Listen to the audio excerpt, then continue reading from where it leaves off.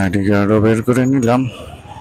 ওইখান দিয়ে বের হওয়ার তিনটা রাস্তা, মাঠের মসজিদের ডান সাইড দিয়ে হচ্ছে চৌধুরীপাড়া আবাসিক, ওইখানেও গেট দিয়ে রাস্তা বন্ধ। তো আপনার একটা ভাইটাল রোড যদি আপনি ডাইভারশন করে ওয়ান ওয়ে করেন, আবার সাব ওয়েগুলা যদি আবাসিক নাম দিয়ে বন্ধ করে রাখে, তাহলে মানুষ বের হবে কিভাবে? এটা সরকারি রাস্তা। তো সেক্ষেত্রে আপনি জনসাধারণের চলাচলের রাস্তা কেন রোধ করবেন?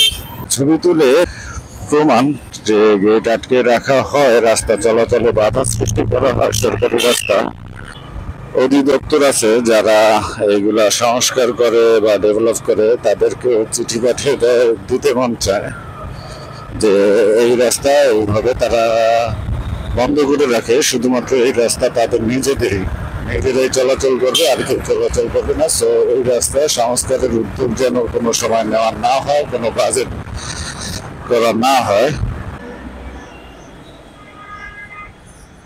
এক পয়সাও বেশি দিল না, ওই এক পয়সাও বেশি উঠলো না।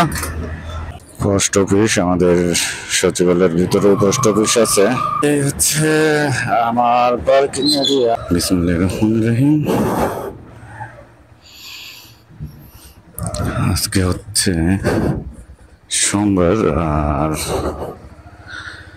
দ্বিতীয় রমজান। তো এই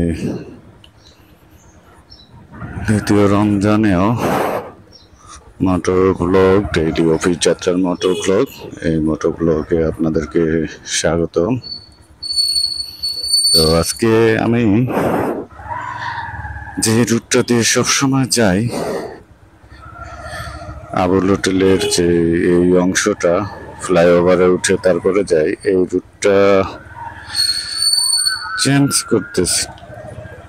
মানে হচ্ছে খিলগা রেলগেট এই অংশটা দিয়ে যাব, যদিও অনেকখানি ঘুরতে হবে। তবে যদি আবুল হোটেলের অংশ দিয়ে যাওয়া না যায়, মানে ফ্লাইওভার উপরে দিয়ে যাওয়া না যায়, নিচ দিয়ে যেতে হয়, তাহলে এইখান থেকে অফিসে যেতে যতটুকু ঘোরা লাগে তার চেয়ে বেশি সময় এবং ঘোরাঘুরি ওই রোডটাতে লাগে।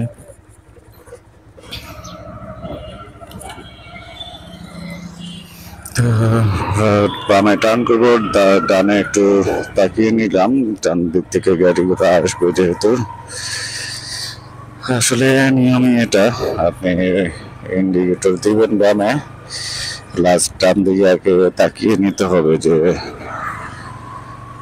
কোনো গাড়ি স্পিডে আসতেছে কিনা, যেহেতু ফাঁকা রাস্তা থাকে এই সময়টাতে। আর খিলগাঁও থেকে, মানে খিলগাঁও তালতলা মার্কেট থেকে যদি আপনি বের হতে চান, তাহলে যদি রামপুরা অভিমুখে বা উত্তরা, ওই রামপুরা রোড অনেক রুটেই যাওয়া যায়, উত্তরা, গুলশান, মহাখালী সমস্ত রুটে। কিন্তু যদি আপনি ওই আবুল হোটেল, সাউথ পয়েন্ট স্কুলের সামনে যদি ওয়ান ওয়ে রোড করে রাখেন, তাহলে আপনার বের হতে হবে মালিবাগ রেলগেট গিয়ে,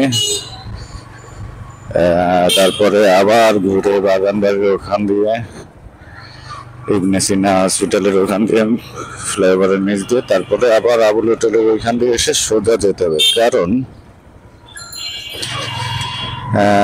কারণ বলার আগে একটু বলে নেই, এখানে যখন আপনি ওই আবুল হোটেলের অংশটা বাদ দিয়ে যদি ওই রুটে যেতে চান, তাহলে মিনিমাম আপনার সকালে বের হলেও ফাঁকা রাস্তা থাকে যখন, তখন বের হলেও 1 ঘন্টা সময় বেশি লাগবে। নর্মালি ওই রুটটা একটু যানজটপূর্ণ থাকে, সেক্ষেত্রে আপনাকে 1 ঘন্টার উপরে বেশি সময় লাগবে।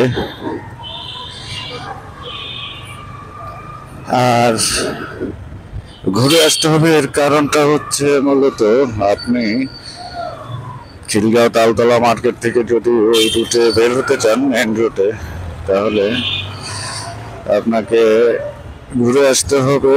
এর মেইন কারণ হচ্ছে যে ওইখান দিয়ে বের হওয়ার তিনটা রাস্তা, ওই একটা বড় রাস্তা, ওইটা মেইন রাস্তা, প্লাস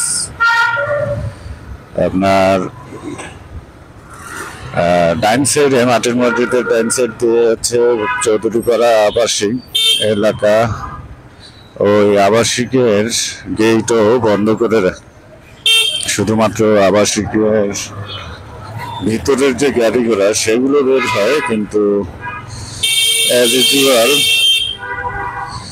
সবগুলো গাড়ি বের হইতে দেয় না।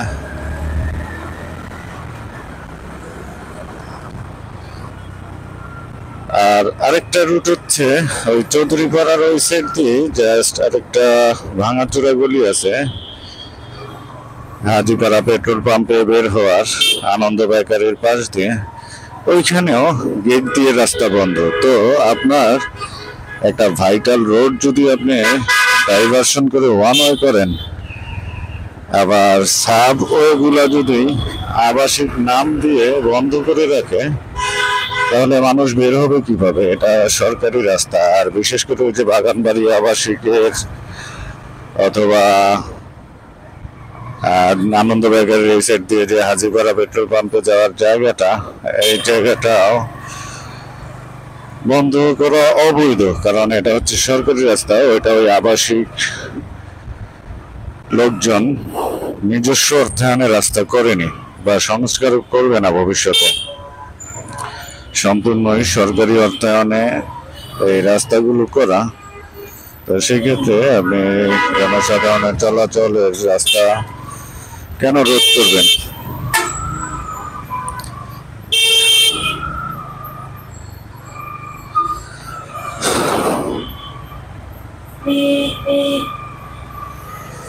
তো মাঝে মধ্যে এমন যে ওগুলার একবারে ছবি তুলে ওদের গেটেও পোস্টারিং করে লাগিয়ে দেয় যে এই রাস্তার কোনো ড্যামেজ হলে, কোনো অন্য কোনো লাইন, বিদ্যুতের লাইন, ওয়াসার লাইনের বা সুয়ারেজ লাইন করার কারণে যদি এই রাস্তা ক্ষতিগ্রস্ত হয় বা নর্মালি ক্ষতিগ্রস্ত হয়, তাহলে যাতে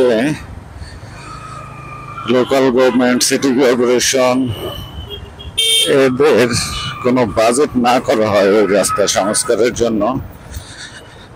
কারণ হচ্ছে যে যেহেতু গেট আটকে রেখে শুধুমাত্র আবাসিক এরিয়ার লোকজনের জন্য, সেহেতু এই রাস্তাগুলো তারা নিজেরাই সংস্কার করে নিক বা রাস্তা তারা নিজেরাই তৈরি করে নিক, রাস্তার উন্নয়ন নিজেরাই করে নিক।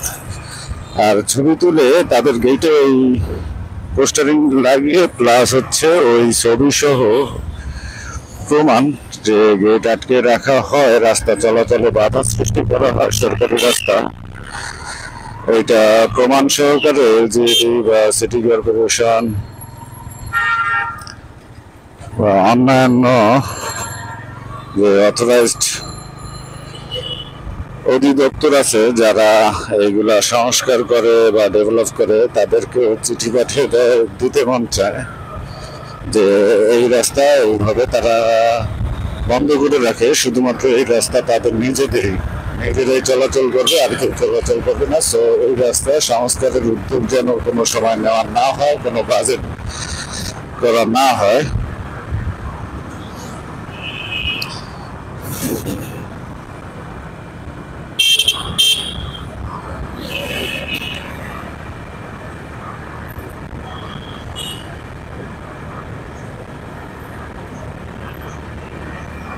তো বলতে বলতে আমি অনেকখানি রাস্তা পার হয়ে চলে এসেছি।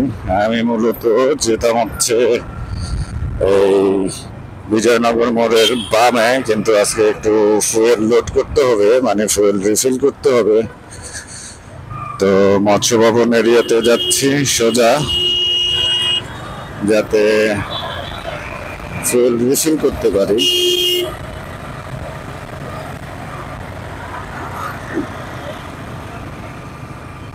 তো ফুয়েল রিফিল করে তারপরে অফিসে যাব, কারণ একবারেই আমার ফুয়েল শেষ হয়ে এসেছে। রিজার্ভে অলরেডি চলতেছি গতকালকে থেকে। তো যে কোনো সময় রিজার্ভ ফুরিয়ে যেতে পারে।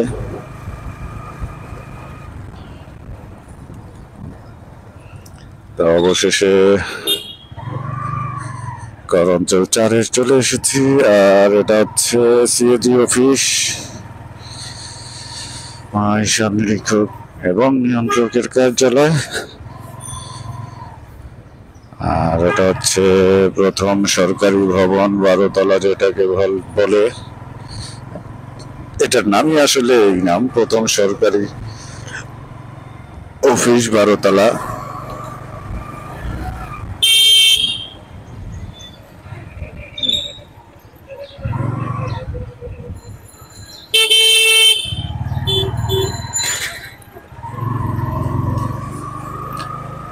এই হচ্ছে অবস্থা, পুরো রাস্তাটা ব্লক করে একজন আরেকজনকে ওভারটেক করতেছে। অথচ আমার ওভারটেক করা উচিত হচ্ছে তাদেরকে ডানে। তারা যদি একটা লেনে চলতো তাহলে হয়তো আমি সঠিকভাবে ওভারটেক করতে পারতাম, কিন্তু তারা ডানে লেন ব্লক করে ওভারটেক করতেছে। তার মানে আমাকে হর্নের পর হর্ন দিয়ে তারপরে রাস্তা ফাঁকা করে এরপরে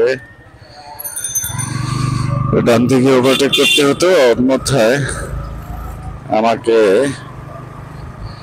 বামে লেন ইউজ করতে হতো রিস্ক নিয়ে, যেটাই করলাম। মূলত বাম দিক দিয়ে রিস্ক নিয়ে ওভারটেক করে আসলাম।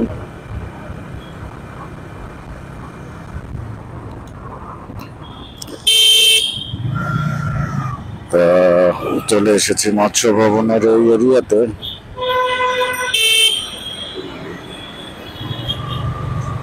কিরে ভাই, মুরুবি আসছে বানায়, হঠাৎ করে ইন্ডিকেটর দিল টানে।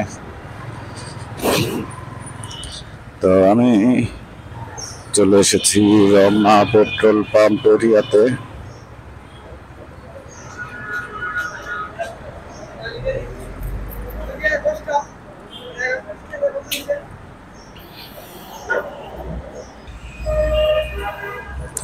টাকা ফুয়েল নিয়ে নিচ্ছি।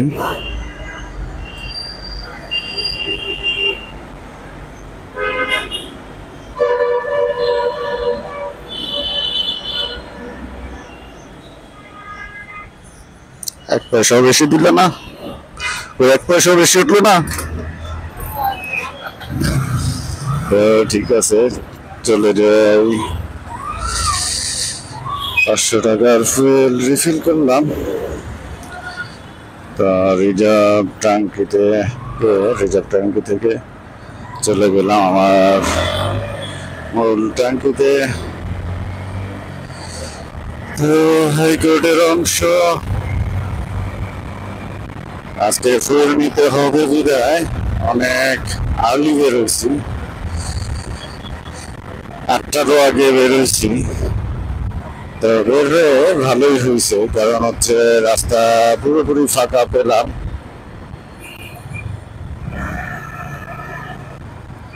তা শিক্ষা ভবনের ওই সেটটা দিয়ে চলে যাব অফিস অভিমুখে।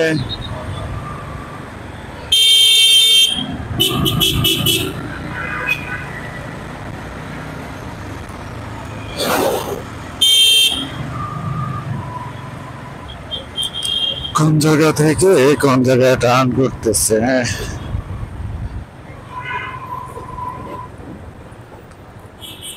তো অবশেষে চলে আসলাম শিক্ষা ভবনের সামনে। হচ্ছে শিক্ষা ভবন, সামনে খাদ্য ভবন, তারপরেই সচিবালয়,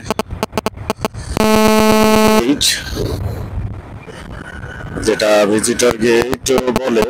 এইটাই মূলত মূল গেট হিসেবে আমি বলে থাকি, 1 নম্বর গেট।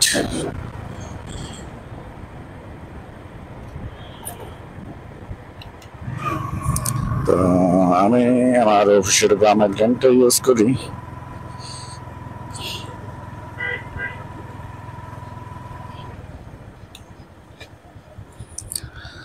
আইডি কার্ডও বের করে নিলাম।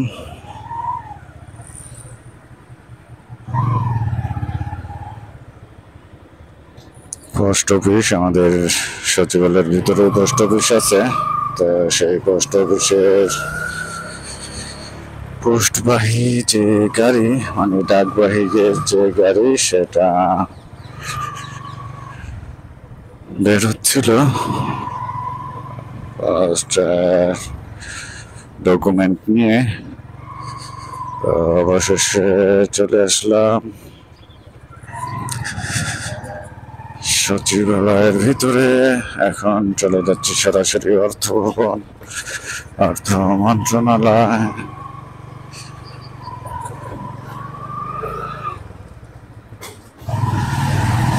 তো এই হচ্ছে আমার পার্কিং এরিয়া।